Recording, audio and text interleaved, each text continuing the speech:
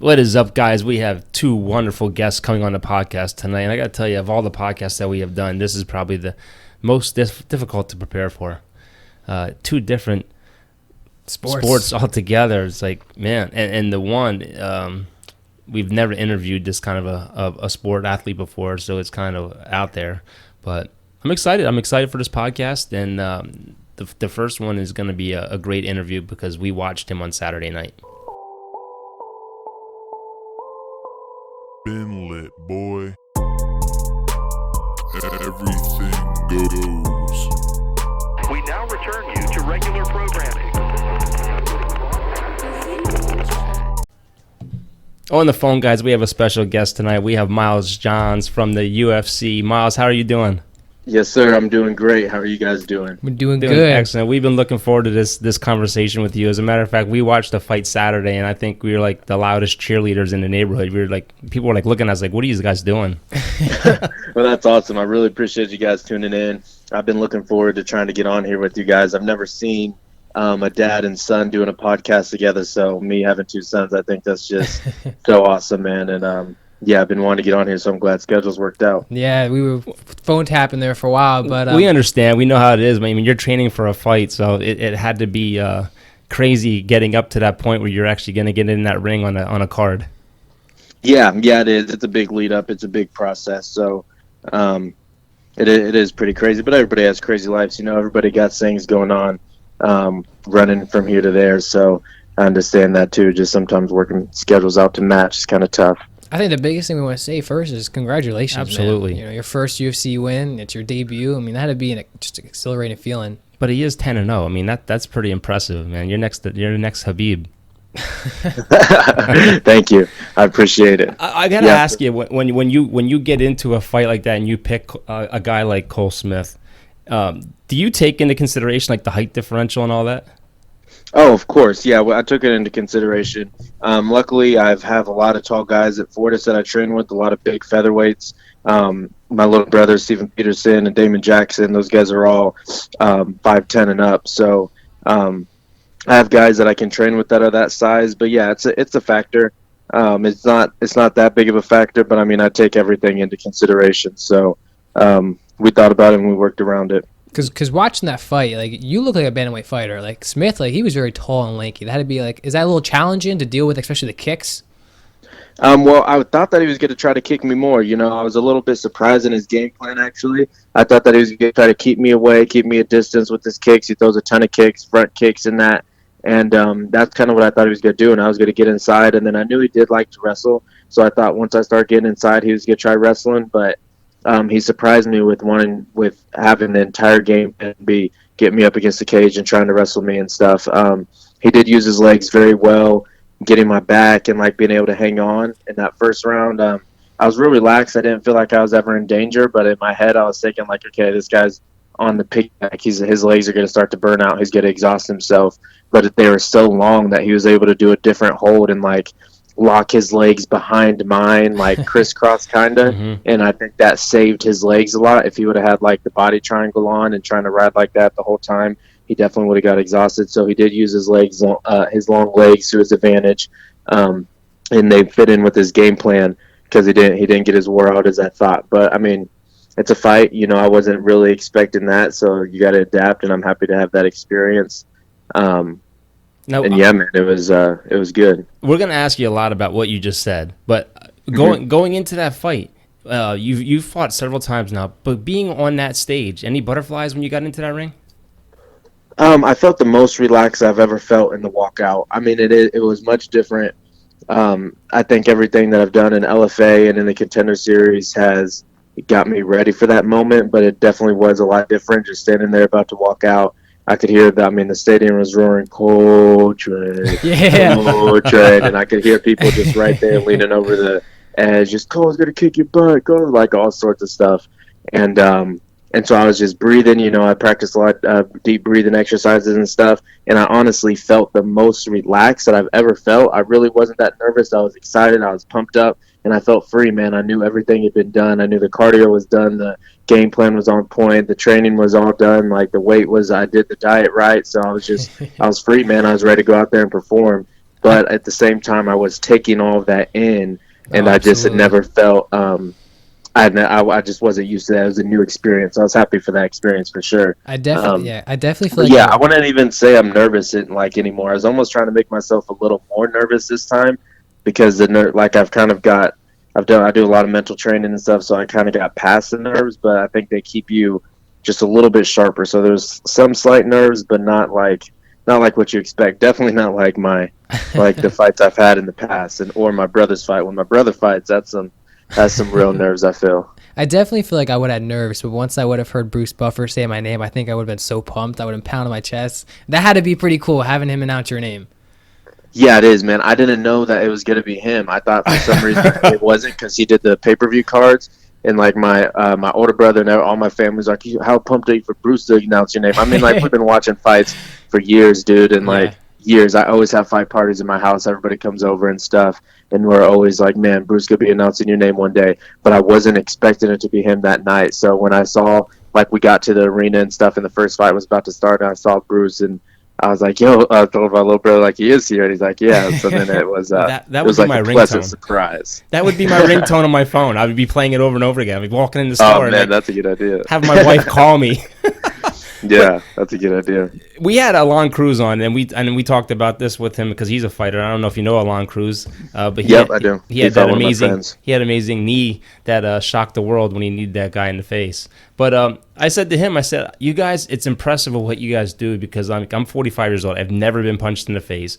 I would not know how to react to that. I mean, you guys use tap hands each round. You know, it's like there's no negativity at all. I don't know how I can handle that." Yeah, man. I think it's different at the beginning. You know, when I first got hit in the face with, a couple street fights led me to MMA as a young kid. Always was nice, but I just always embraced combat. Like I always loved combat.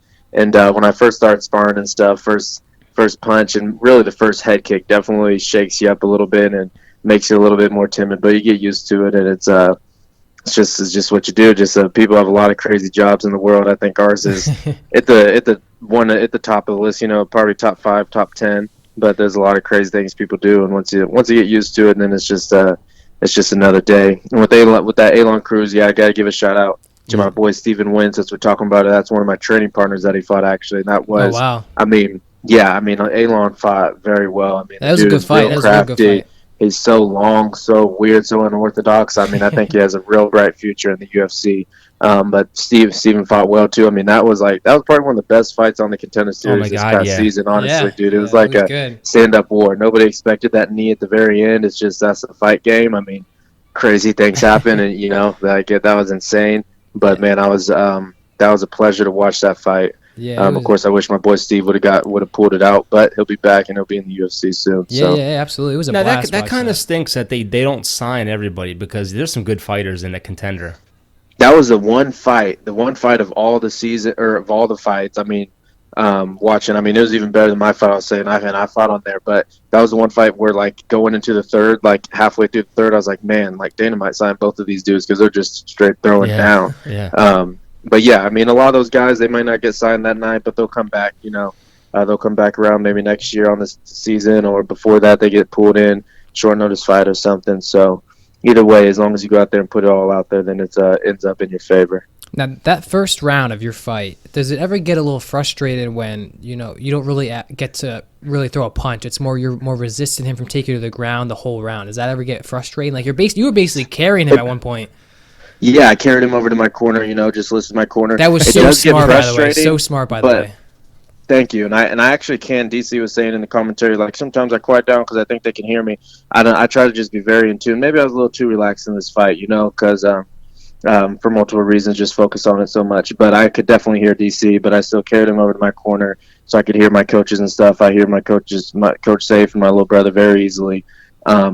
But I wasn't so frustrated in the first, but at the end of the second and into the third, you could definitely see the frustration and the urgency start coming over me. But in the first, I was just so relaxed, and I was just so just trying to stay calm and work my way out of it. I didn't feel in any danger. The round really flew by a lot faster than any round has ever flown by.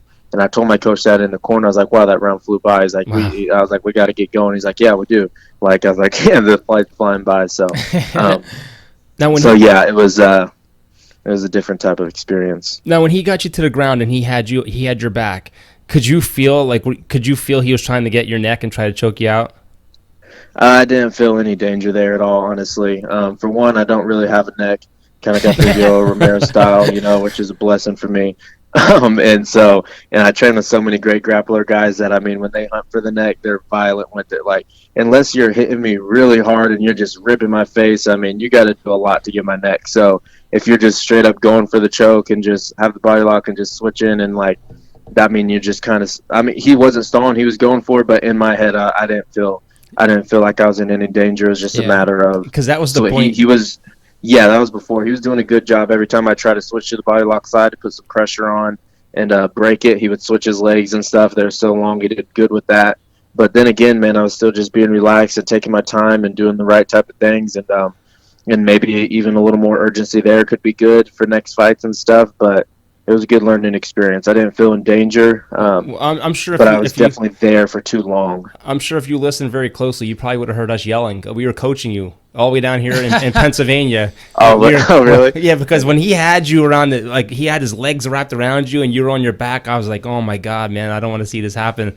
But he never got the choke, and you just look composed. And what's crazy about this, having you on here, is, as a fan, we're watching that, we were like, man, like he's in danger, like he's gonna get choked out here. Like you were in danger, and then for you to say I was actually pretty relaxed, like that's what's awesome about having the whole conversation here, because we're freaking out on the other end. But see, I think the problem with us is we're Conor McGregor fans, so whenever Conor McGregor gets on the ground, it's basically over. Oh yeah. So he has no ground game. Yeah, there's levels to it. I felt like I'm honestly just 100%. I felt like I was in zero danger. The only problem was that he's winning the fight there, so I can't stay there too long. Yeah. But I didn't feel like that choke was anywhere close. So, but I mean, I trained with like great grapplers. I mean, Damon Jackson is one of the best grapplers on the planet, man. And he was taking my back all through this camp. Coach Safe pushing us and doing the right thing. So like I said, I'm like the part I don't like is just being there too long. I let him have my back for too long. I need to be a little more urgent and get out of there, because the fight was flying by faster than I thought. But aside from that, it was a good experience, because I know I can work out of.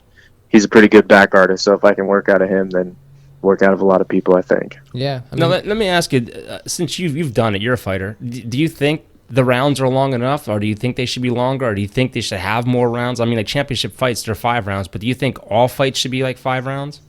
No, I don't. I think it's like the perfect time right now. 5 minutes is long enough. The Contender Series, my cardio in that, I think definitely was in the back of my head a little bit, so I was kind of waiting. A lot of people don't know I actually completely tore my groin in that fight, so I think that was one of the reasons why my cardio, it for sure was one of the reasons why my cardio was not where it needed to be. I kind of partially tore it before, and then during the fight completely tore it. And so that was one of the reasons for that, but it was still just kind of in the back of my head. But I had gas for days, so yeah. I just need to be a little bit more urgent there and not just wait so long and be so patient. But no, I think the rounds are good, man. And I don't know, like the 5 rounds is plenty for championship fights. And if you see a 5-round fight in a championship fight that goes the distance and they were banging, it's like, man, these guys took too much, like just the perfect amount of damage. I think any more than that with 4-ounce gloves, like you're taking too much damage there, Yep. And going into that 3rd round, man, I give you credit, man. On the ground and resisting going on the ground the first 2 rounds, and you go out there with so much gas, and to see him basically so tired. He was gassed. He basically like ripped your shorts at one point, didn't he? He was trying to hold himself up. Does that give you motivation, seeing him so tired, and you were just landing punches? I mean, that's got to be a great feeling just in general. Well, going into the 3rd round, did you have any idea which way the fight was going? Did you have any concerns you were behind? Because that 3rd round, man, you came out, you were swinging. And 100%. I mean, I knew that it was close, and we were real. I don't know if you heard the corner, but we were real relaxed in the corner. My coach was just like, okay, you got the 1st round for sure. 2nd round is close. I think you got it, but we're in Vancouver. Could have been his. When you go out there, when you try to finish this fight, you got to steal this fight. Just very monotone, very relaxed. I was like, okay, yeah, fight's flying by. I need to go get it. And he's like, yeah, you do. Let's go get it. I was like, all right, let's go. Stood up, and I just felt relaxed. And I mean, the 3rd round is honestly the funnest round of the whole fight for me. Like that's when I'm having fun, and that's when I'm free, And I knew that he was getting tired, and I knew that my shots were hurting him, Oh my but God, yeah. I wasn't so focused on him. It was more just focused on me, and I was just hunting, man, just having a good time. I think even watching back, I could have even done a little more volume. I got some secrets and some things that I got stored in my back pocket that I want to pull out in future fights and stuff. But yeah, I really enjoyed that third round, and I hope I can have more, just lots of rounds like that. And I know that I was close to the finish, and it's easier to see that watching the fight. And when I watched back, I was like, man, I really was closer to the finish than I thought. So I'll keep that in the back of my head, and just each time you gain more experience and become more aware of exactly what's going on and be able to see it No, and like somebody would from outside of the cage in the cage. It's just so different. So every time I fight, though, you get better at doing that.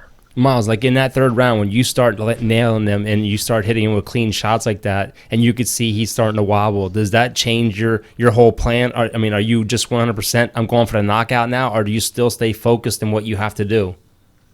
I was going for the knock. I mean, I was going for it, but I was gonna do that if he was tired or if he wasn't tired. It would it wouldn't have mattered if those shots hurt him or they didn't hurt him. I was still gonna be going for him because I knew I just had to show the judges and show everybody there that I wanted to fight more. And I could hear it in the stadium a little bit. I mean, of course, from Squamish they had his back, but I feel like I gained a couple fans from Vancouver that night, so that felt good. It was an amazing fight, man. Your speed of your hands are insane.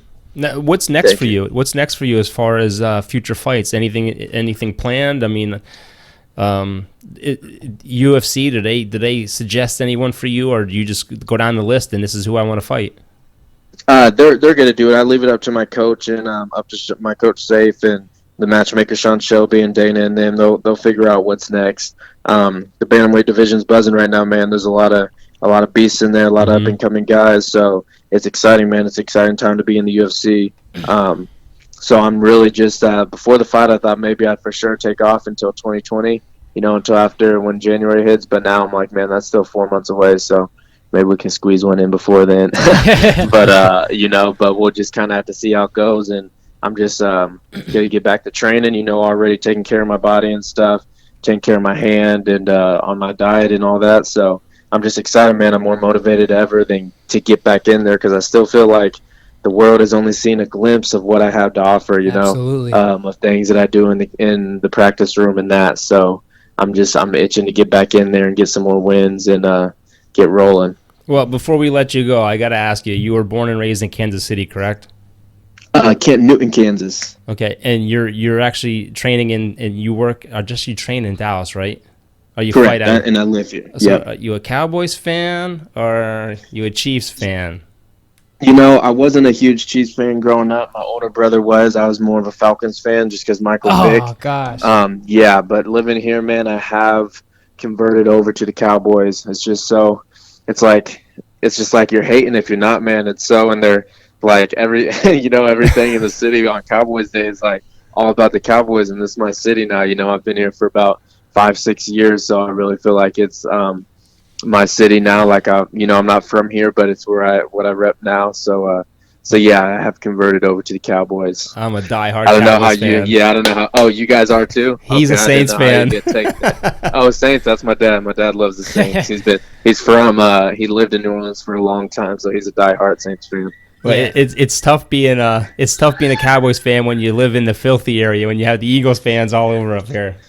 I bet, yeah, because I can imagine. No, man, we're excited for you. We're excited for your next fight, and Absolutely. we absolutely appreciate you taking time to come on and join us. Hey, thank you. I appreciate you guys taking the time to tune in and ask me, pick my brain about the fight and stuff. It's not I think it's good, man. I think all that's good. So it's better when you're connected to the fighters and and you can see what's going on inside their brains a little bit because it can be different than what people would assume. So I appreciate you taking the time. Well, we're definitely going to hit you up again, especially when you get that championship fight. And oh yes, sir. You're our inside reporter because I don't have the balls to go on a cage. I'm sorry, man. Well, I'll let you know what it's like. No, we appreciate it, man. We hope you have a good rest of your day, and we appreciate it. Hey, thank you. You guys take care. Have a great night, man. All right. Bye. All right, on the phone with us today, we have Mason from the Flyers. Mason, how you doing today? Good. How are you guys? Doing excellent. This has been a very busy night for us. We had a USC fighter, and now we have a guy that basically fights with skates. How's it going, man? You're 18 years old, and your life has got to be flashing in front of you like a whirlwind right now.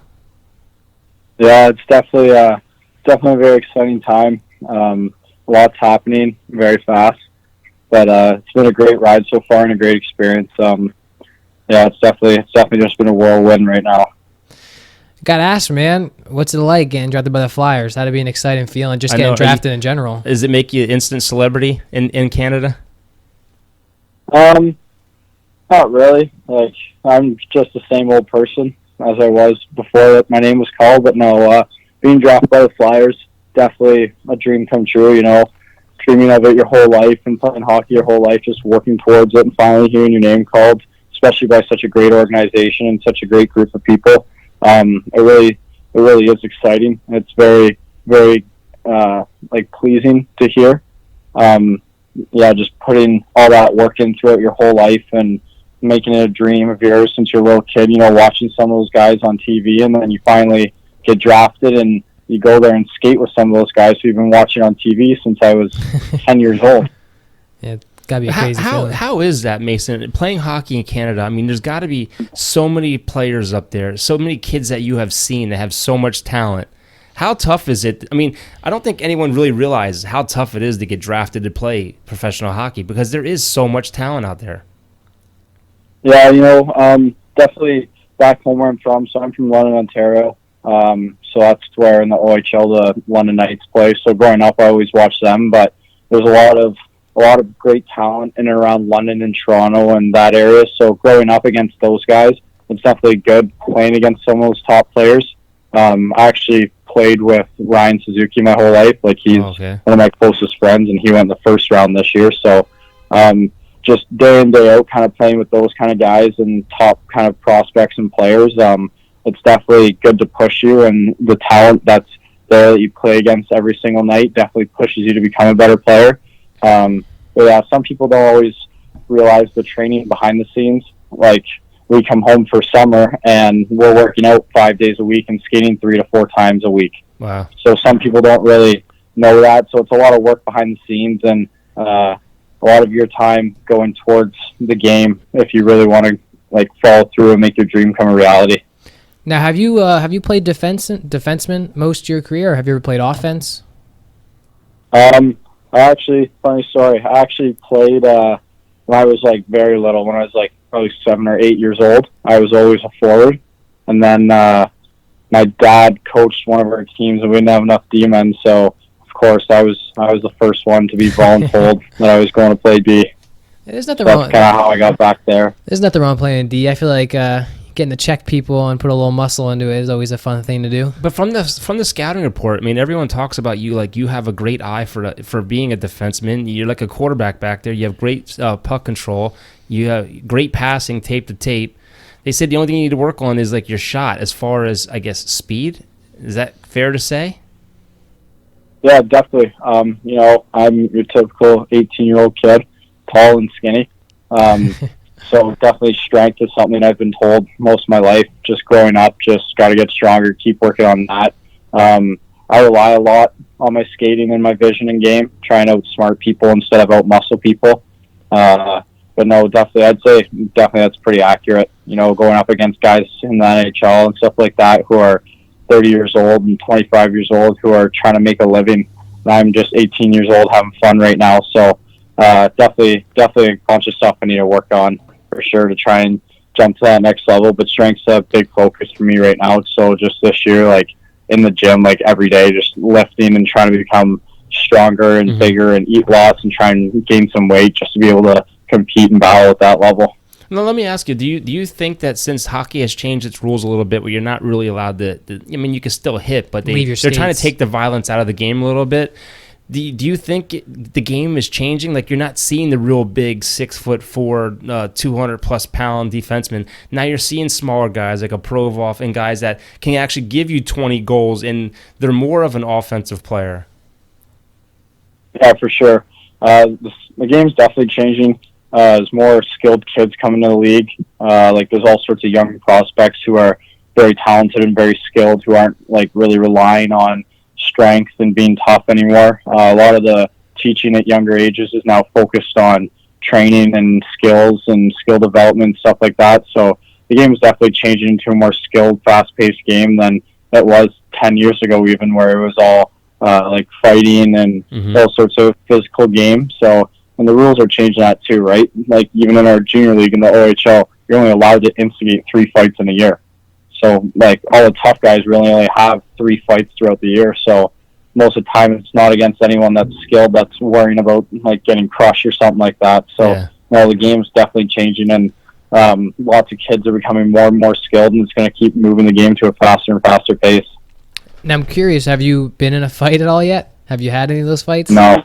That's no, good. I'm not much of a fighter. That's good. I'm the same way. And we just talked to a UFC guy, and I told him I'm 45 years old and I've never been punched in the face before. Yeah, I've been punched a few times, but I don't really try and fight anyone. Now, let me ask you, as far as like being checked into the boards and stuff like that, you see it on TV, it looks violent, but like when you're at a game, it's almost like the wall has like a give to it. Does it hurt? Does it hurt? Does it hurt? Oh, it depends. As long as you have yourself in a good position, like close up against the boards, usually it's just a guy squeezing you up against the boards because there's really no room for you to go. It's when you're like 3 feet off the boards, you leave yourself in a vulnerable position, you're going full speed in the boards, that's when it kind of hurts. Open ice stuff, when you have your head down, that stuff hurts. That's what it really hurts. Man. Now we live probably 10 minutes from the Lehigh Valley Phantoms. From the Phantoms, yeah. And so when you get there, man, we're definitely gonna come watch a game with you. But what's the next step now? What's the next step? I mean, are you gonna go back and you're gonna play for Ontario again in that area? Yeah, I'm for Saginaw. I'm actually back in Saginaw right now, so I'll play here for a year. Probably play here for a couple of years. Go back to camp again next year. Just keep trying to develop, and whenever they feel ready for me, and hopefully I can develop enough to be able to play at those higher levels, then we'll see what happens. And then you're typically sent to the junior leagues. I mean, because you're only 18, right? That's a pretty common thing. But do you get sent to, like, when the Flyers open up camp? Do you come to camp, and then they send you out afterwards? How does that work? Yeah. So this year I came into rookie camp around September 5th, I think.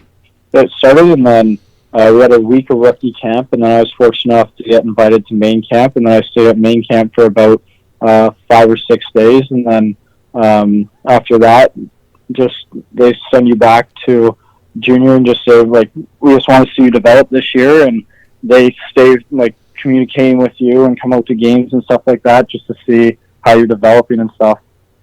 That's awesome. That's awesome. So have you tried a Philly cheesesteak yet? Yes, I have. I was kind of forced to.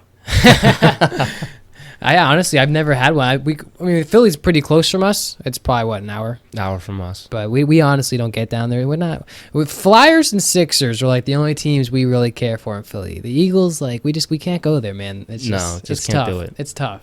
But like you see guys like Carter Hart who have come up, and he's a young guy that got pulled up last year. It's wide open. And there was a lot of defensive people drafted, so it's got to feel special knowing that teams really trying to rebuild the defense up.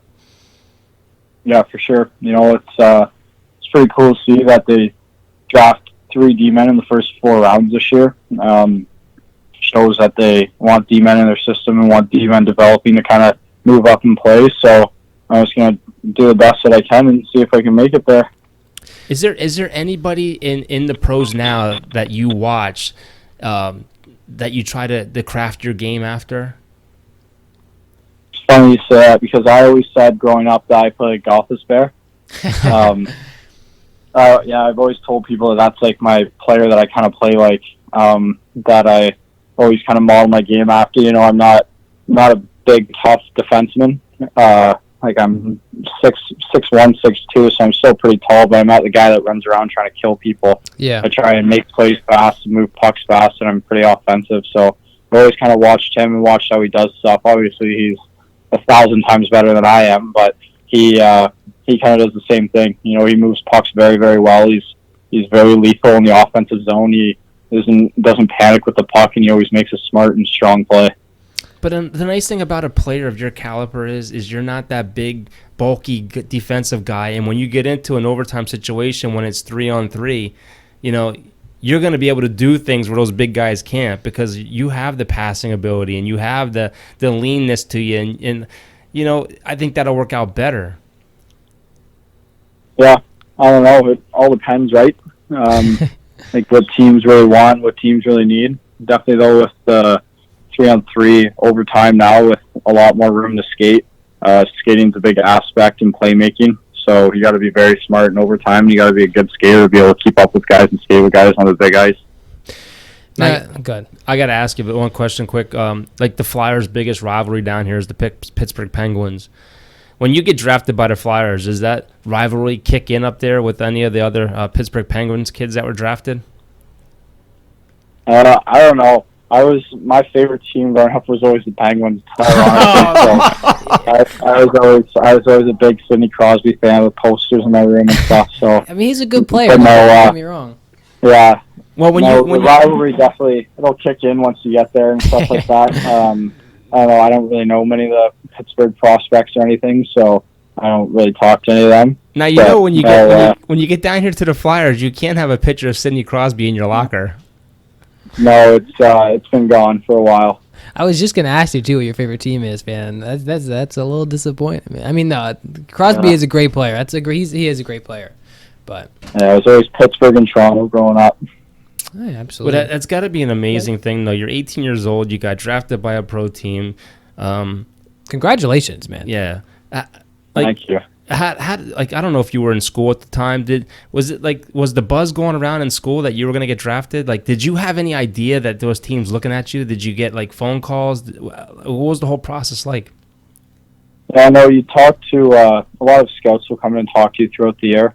I'm not really the person to brag about things, so people, like all my friends and stuff like that, really had no idea except for like the hockey guys that I'm friends with. So like in school and stuff like that, no one really knew because I didn't really tell anyone about it. I just kept it myself. But no, teams will come in and talk to you and just sit down with you and have interviews and ask you all sorts of stuff. But no, it's definitely a pretty cool thing to go through. You kind of are forced to mature a lot faster at a young age just because of the people you're introduced to and the hierarchy of people in the world that you're talking to. So no, it's a very, very cool experience. Of all your goals that you have so far in your life, any of them that stand out that's your favorite? Any game-winning goals or anything? In all of my life? Yeah, since you've been playing. Anything that stands out, like that you're really, I mean, other than being drafted by the Flyers, something that stands out like, man, that was just an amazing thing I'm never going to forget. I don't know. Have you been in? Well, last year, we got into a shootout against Guelph, and so it was my rookie year last year, and we got into a shootout, and it went to the 7th round, and my coach let me go, and I ended up scoring, so we ended up winning off that, and so my OHL career, I'm 1-for-1 in shootouts right now, so that's awesome. That'll never change, because I'll probably never shoot again, but that was a pretty cool experience. Now, do you personally take a lot of shots at all, like being a defenseman? Because I know some defensemen, they'll take a lot of shots. I don't know. I I try and find lanes from the point and stuff like that and jump in the rush, but I don't ever force shots. Like if a play's there, I'll take it, but if I have a better passing option, I'll usually pass the puck just because I try and find lanes usually and try and make plays before I'm worried about taking that big slap shot on net. Yeah, absolutely. I got to ask you a quick question. How big is Wayne Gretzky still in Canada?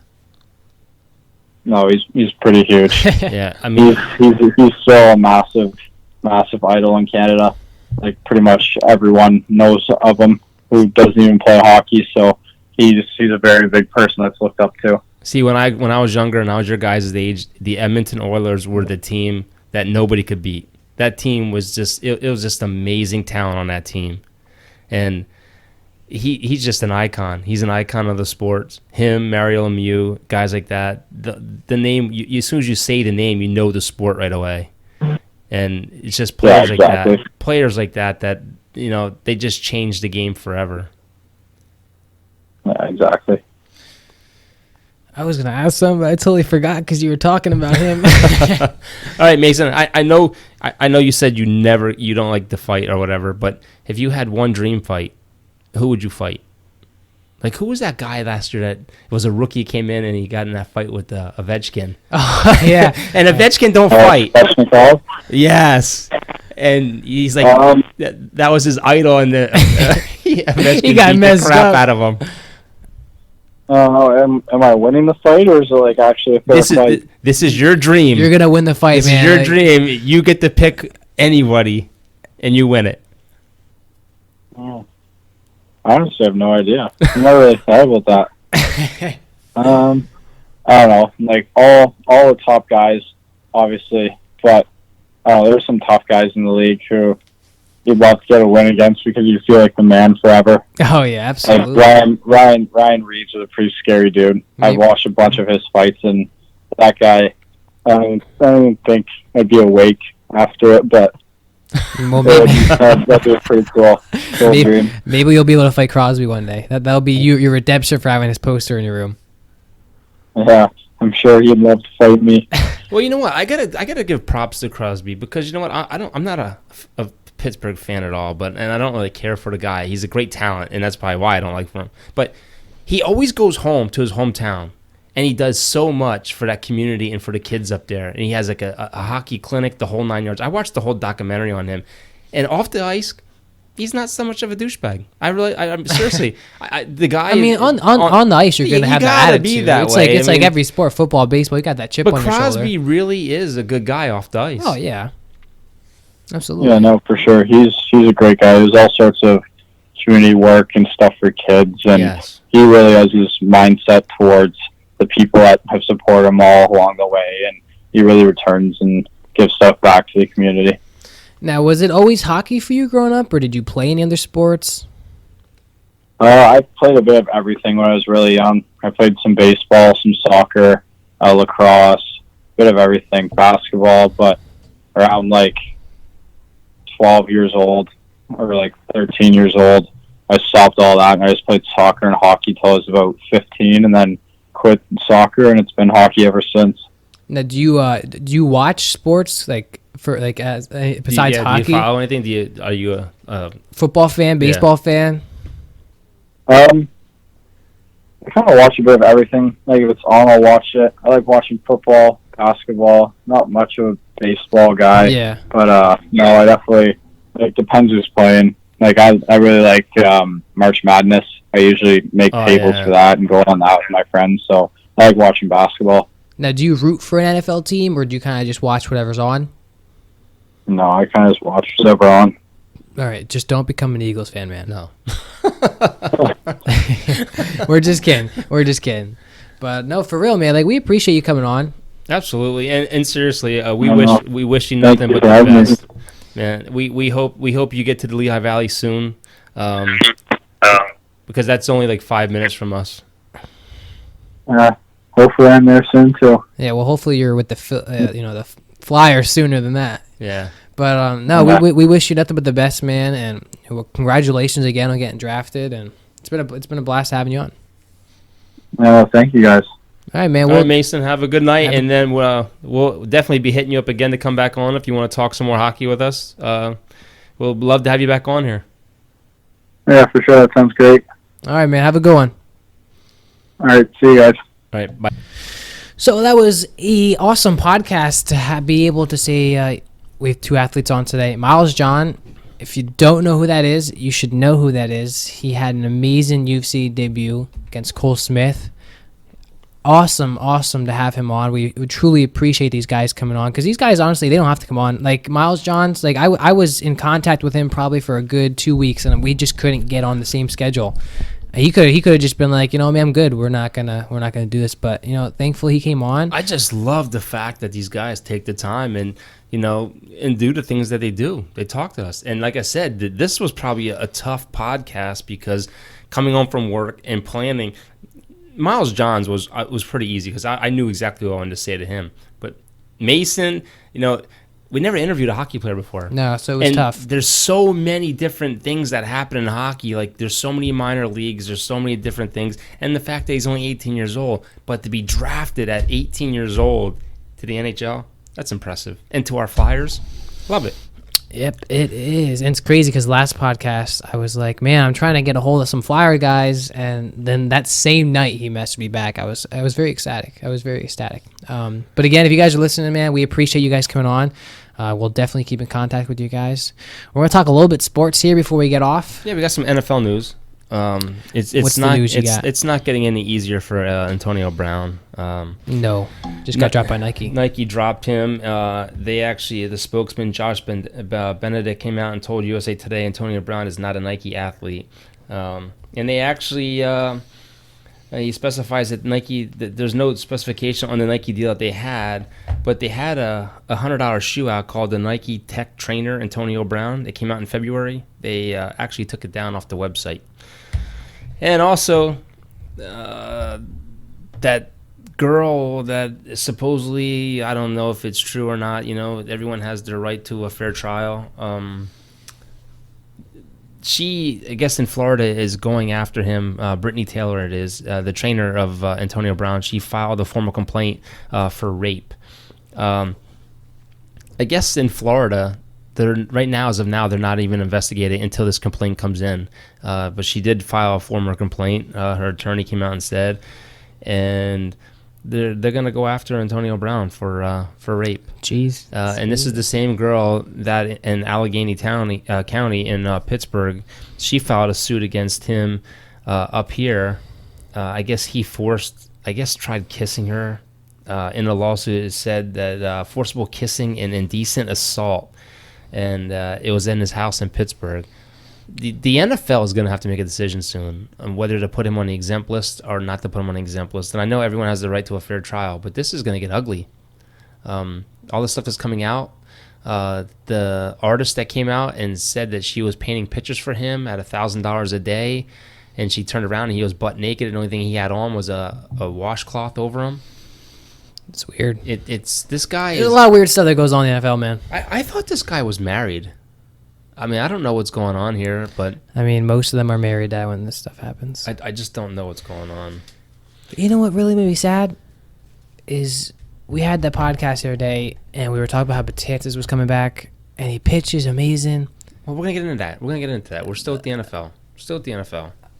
All right, yeah, go ahead. Okay. Taco Charlton, who was released by the Cowboys on Wednesday, he won't be leaving Dallas for long. He's actually coming back for this Sunday because the Miami Dolphins have picked him up off waivers, and he will be coming back to Dallas for this Sunday and playing. So I was so shocked. I'm still shocked, number one, that he drafted him over the first round. So I'm shocked that Dallas just cut him. Why would you not trade him? He's a first-round pick. Apparently, and the coaches declined to make comments, but from people inside the building, 105.3 The Fan, they reported rumors that Taco Charlton was soft, that he was a player that wasn't the Cowboys' caliber of a player. What does that even mean? He didn't live up to the expectations. Always injured, soft, always moping, not a team-oriented guy. One of those players like a head case type of guy. He spent more time injured and off the field. I'm not gonna lie though, like if I was the Saints, I would have taken a first round defensive end off your hands for free. Charlton was a first round pick in 2017. He compiled 46 tackles, 26 solo tackles, 4 sacks, 8 tackles for a loss, and 11 quarterback hits in 2 seasons with the Cowboys. But you think about how many times he was injured though. Like how many games did he actually play? Yeah, not many. So this is not bad stats. Yeah. He was really good in Michigan too.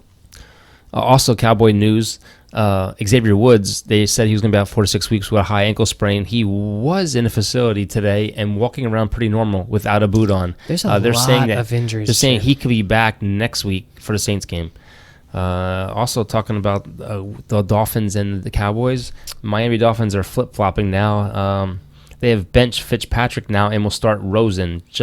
I told you Rosen was going to play, man. Just hours after Brian Flores declared Ryan Fitzpatrick the starter, a person familiar with the situation said Rosen will now start. Fitzpatrick, 36 years old, has compiled a 50% completion rating for 274 yards, 1 TD, and 4 picks this year. Josh Rosen, 38.1% completion, 102 yards, 2 picks. I mean, you think about it. Fitzpatrick has never been a consistent quarterback.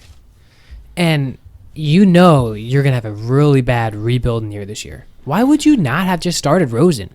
He could possibly be your franchise quarterback if he develops well. Well, I got to tell you, of the two quarterbacks, I'm more afraid of Fitzpatrick. I'm not at he all. came out last year, the first 4 games, and threw for 400 yards in 3 of them. Clearly was a fluke. He beat the Saints, and he beat the Packers with Tampa Bay. I don't know. It must have been a fluke because he just disappeared after that. Well, the thing is there's really no talent in Miami left. No. There's nothing there. I mean, they're Devontae shopping Drake. Parker, they don't really have anything. They got who's the guy that was the Cowboys last year that broke his Allen Hurns. He only has 2 receptions this year. Last week they only had 38 yards of total offense in the third quarter. So I'm hoping Dallas comes out, jumps all over them, gets a big lead, and then rests their players because I think they only use it as a scored 1 preseason touchdown game. out of 2 games also. They're outscored 102-10, which is unheard of. Anyway, other news. Honestly, I don't even know if I'd want to be the quarterback of that team. Yeah. You think about it, there's no protection. Well, you got rid of Tunzel. You have no weapons. Being a quarterback, I mean, It's like playing for a high school team against pro teams. yeah. But I heard this interview the other day on 105.3 The Fan. They were interviewing this one player who actually was talking about the Miami. They always interview the opposite team commentators so they can talk about what's going on with them. And they asked him the question: has the Dolphins quit? And the guy said, he played in the NFL. He's like, no player's ever quit because you're playing for game tape. He's like, you can't quit. You can't put up bad stats because then you can't get you're traded. playing for a job. Yeah. Whether it's with that team or getting picked up by somebody else, he said, you don't want to put bad tape out there. So no, these teams have not quit. The coaches may have quit, and they might put in bad plays and bad things and bad situations for the team, but the team itself has not quit. I mean, yeah, you think about it. If I was playing for the Dolphins, I'm still going to play my hardest because say there's a team out there that sees me playing that hard, they can trade for me, pick me up a free agent. I'm not going to play weak. Another story, Landon Collins of the Washington Redskins came out and he said week 4 against the Giants, that's when his grudge is going to come back on. He has no love for the Giants GM, Dave Gettleman. Collins, he hates him. He hates Gettleman, and he hated the way he handled everything from last year. And he hated the fact how he handled the exit of New York. He said Gettleman, quote, had no dignity and was a liar. He lied to everybody, so that's a man I don't trust. Collins, he did express the desire he wanted to spend his whole career with the Giants, but with Gettleman making all the defensive trades, he figured his time was up. He never got a phone call. He was a free agent. No negotiation. No nothing. He said Gettleman never called. And he never called his agent, never called anything, so he ended up signing his 6-year, $84 million deal with the Washington Redskins. They were stupid to let him go. I know. One of their best players. I mean, and you can see it now. I mean, their defense struggles. Daniel Jones, I'm not going to lie, I picked him up on fantasy. I'm hoping that he does pretty well. I think Daniel Jones will play well. Well, he said I don't think that they're going to win. No. But I think that they're going to play well. But he said this whole thing sat bad with him. He said just talk to somebody. He said for what he did for the organization, he figured they could have at least gave him a little respect and called him.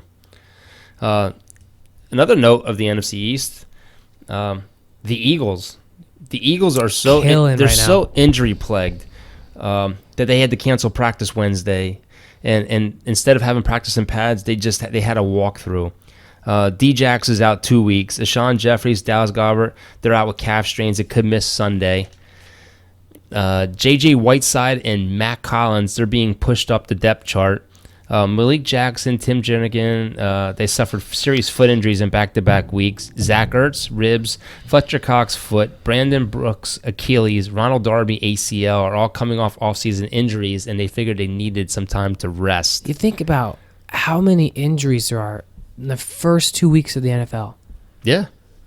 I mean, it's crazy. If you're the Eagles coach, you have to have a day off. I mean, your team is literally.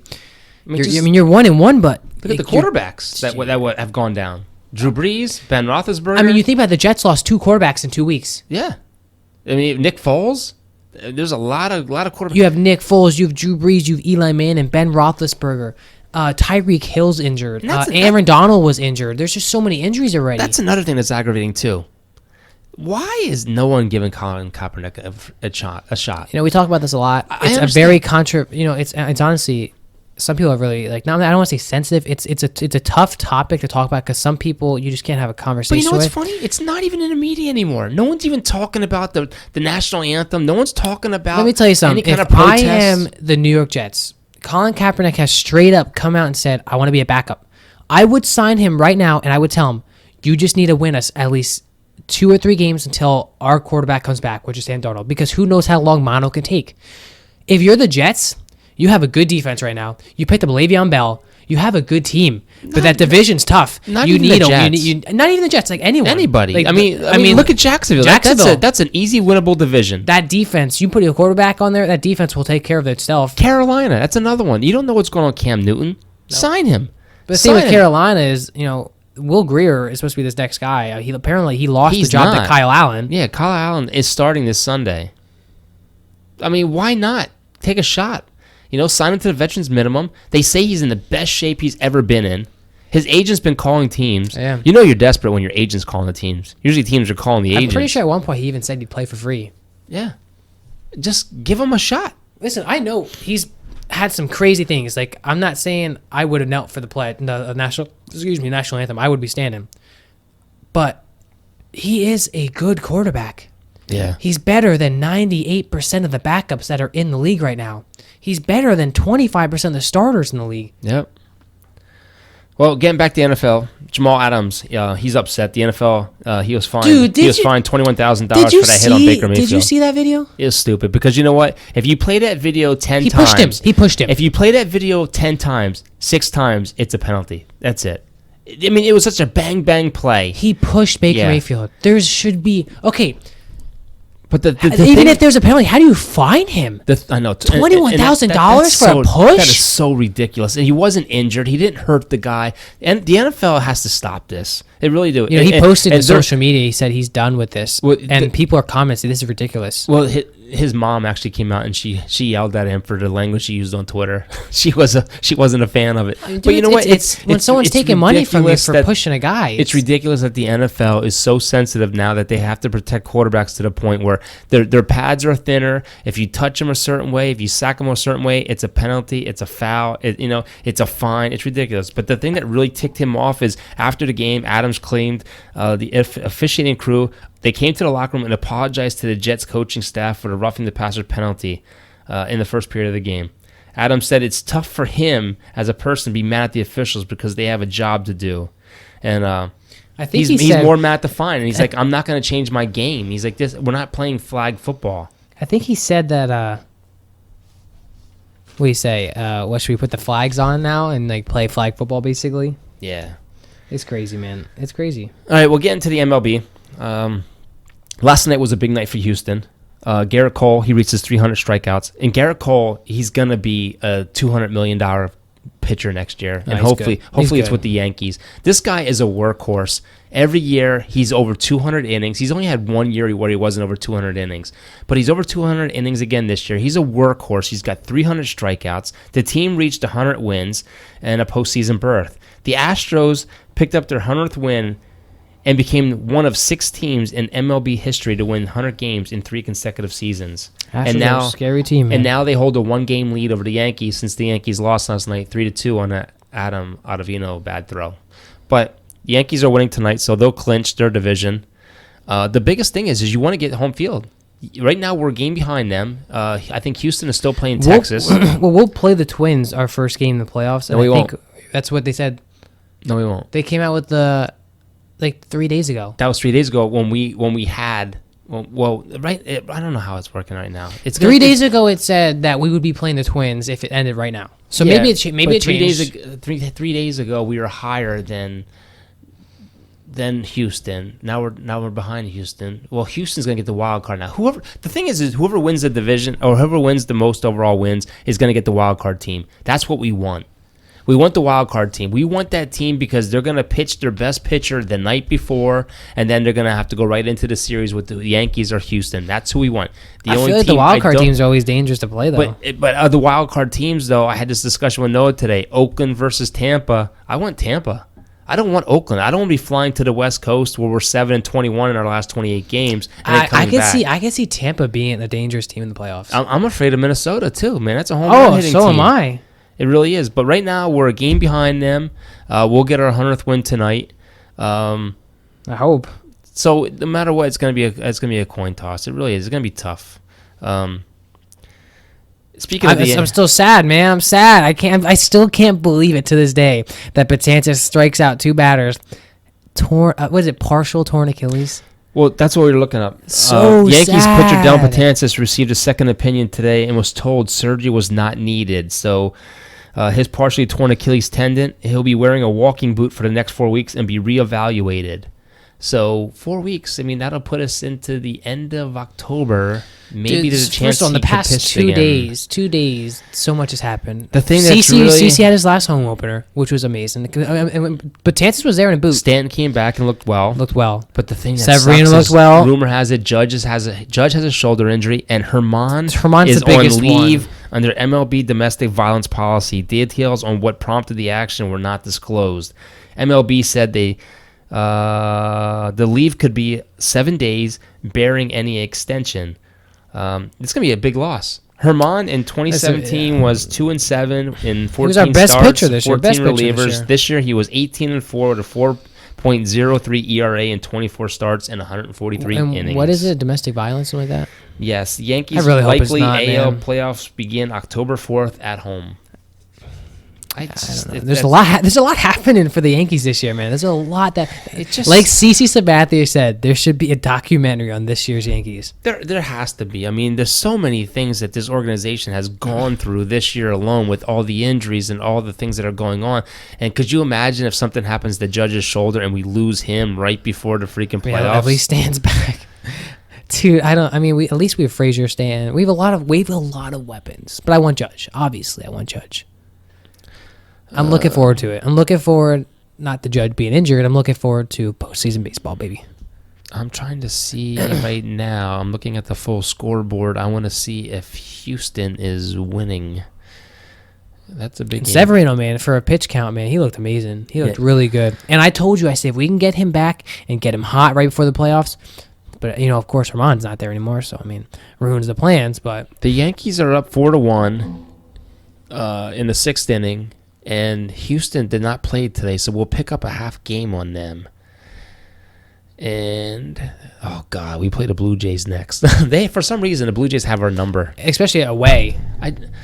The Angels play the Astros for a 3-game series. So that's gonna be a series we're going to have to win. We're going to have to beat the Blue Jays. We want home field. I really do. I want home field. I want Tampa Bay. I want Tampa Bay to beat Oakland, and I want Tampa Bay. I really do, because we played very well against Tampa Bay this year. I'll take Tampa Bay at home. I think Tampa Bay scares me, but I think I'd rather have Tampa Bay than go all the way to Oakland. Oakland has a 2-game lead over Tampa Bay. Tampa Bay has a half-game lead over the Indians, and the Indians are winning.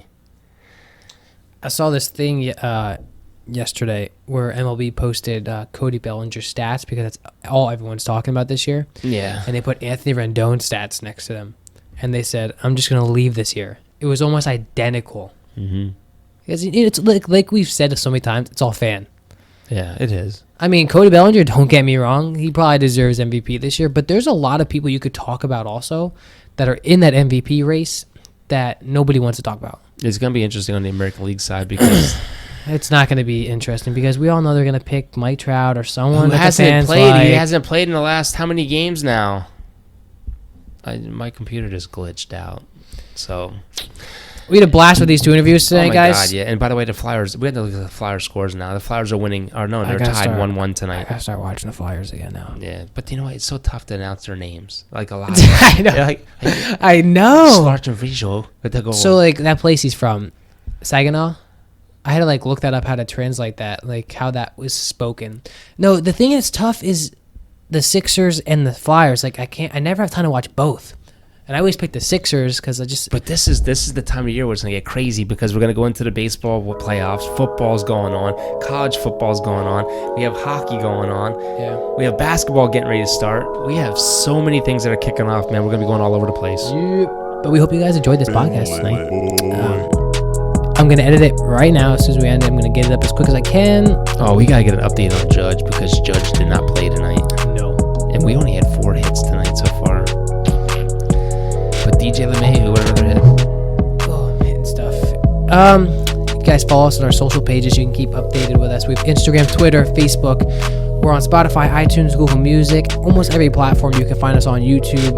And spread the love, man. Tell your friends about this wonderful podcast that you listen to like from the beginning and maybe cut it off at the end or something. But And if you're still listening to the end, let us know if you guys want us to make some t-shirts or hoodies because we're thinking about it. well, we know we have one big fan. Well, actually 2. Well, maybe 3. Rudy, Preston, Tony, Gibby. Well, we have a couple diehards. Somebody. Well, we love doing this. We really do. It's a lot of fun, and we hope you enjoy it. And if not, tell us what we can do to make it enjoyable for you. Or just stop listening because we don't care. Come on the Just podcast. kidding. Come on the podcast. Come on the and join podcast and us. tell us why you hate it. But we hope you guys enjoyed this podcast, and we'll see you next time.